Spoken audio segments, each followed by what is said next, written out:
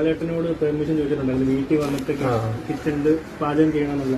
ലാലേട്ടൻ അത് അപ്രൂവ് ചെയ്യുകയും ചെയ്തു. അപ്പം ഇനിയപ്പോ എന്നായിരിക്കും? ഉറപ്പായിട്ടും അത് ഒരു ഞാൻ പറഞ്ഞ ഓരോ സ്വപ്നങ്ങൾ നമ്മള് സാക്ഷാത്കരിച്ചെടുക്കാന്നുള്ള ബിഗ് ബോസിൽ കയറണം എന്നുള്ളൊരു സ്വപ്നമായിരുന്നു.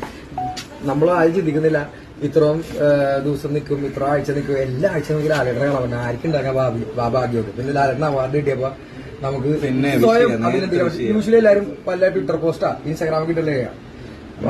അങ്ങനെ ആ ഒരു ചടങ്ങിലാണ് ഈ പറഞ്ഞ പോലെ ലാലേട്ടനോട് ഒരു ആഗ്രഹം ചോദിക്കാന്നുള്ള ഒരു ഇതുണ്ടാവും. ഞാൻ എല്ലാവരും ചോദിക്കുന്ന ആഗ്രഹം പോലെ തന്നെ ഞാനും ചോദിച്ചു. ലാലേട്ടന്റെ വീട്ടിലൊരു ടപ്പഞ്ഞാക്കി ഗ്രില്ലുണ്ട്, ജാപ്പനീസ് ഗ്രില്ലുണ്ട് എന്നെനിക്കറിയാം. അപ്പൊ അതിലൊന്ന് കുക്ക് ചെയ്യാനുള്ള അവസരം തന്നെ ഒബിയസ്ലി. അപ്പൊ പുള്ളിയുടെ വീട്ടിൽ പോകണമല്ലോ. അപ്പൊ ഈ പറഞ്ഞ പോലെ ലാലേട്ടൻ പക്ഷെ ഭയങ്കര ഹാപ്പിയായിരുന്നു. പിന്നെ അതുകൂടാതെ എനിക്ക് ബിഗ് ബോസിൽ കയറുന്നതിന് മുമ്പ് തന്നെ ലാലേട്ടന്റെ അടുത്ത് എന്റെ സാൻഡ്വിച്ച് എത്തിയായിരുന്നു. അത് ഞാൻ അറിഞ്ഞു, ലൈക്ക് അങ്ങനെ അറിഞ്ഞു. അപ്പോ ഒരു സന്തോഷം തോന്നി. ഇനിയിപ്പോ നേരിട്ട് കൊടുക്കാൻ പറ്റൂ എന്നുള്ള ഒരു അവസരം കിട്ടണ കാരണം അത് ഒരു ഭാഗ്യം. ഞാൻ പറഞ്ഞത് നടക്കട്ടെ. ലാലേട്ടന്റെ ഒപ്പം കുക്കറി ഷോയിൽ വരുന്ന തന്നെ അല്ലേ ഉദ്ദേശിക്കുന്നത്? അല്ലല്ല, അങ്ങനെയല്ല. ഞാൻ കോണ്ടന്റിന് വേണ്ടിയല്ല, എന്റെ ഒരു സന്തോഷം. അല്ല, ലാലേട്ടന്റെ കുക്കറി ഷോ ഉണ്ടല്ലോ, ആ ഷോയിൽ കുക്കായിട്ട് ചെല്ലുമോ എന്നാണ്.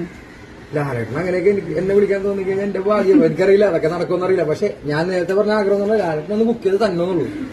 അല്ലാതെ അതൊരു എന്താണ്, ഒബ്വിയസ്ലി അത് നമ്മൾ ഫോട്ടോ വീഡിയോ ഒക്കെ എടുത്ത് വെക്കും. പക്ഷെ അത് കോണ്ടന്റ് ആക്കാൻ വേണ്ടിയില്ല. അതൊരു ആഗ്രഹം സാധിക്കുക.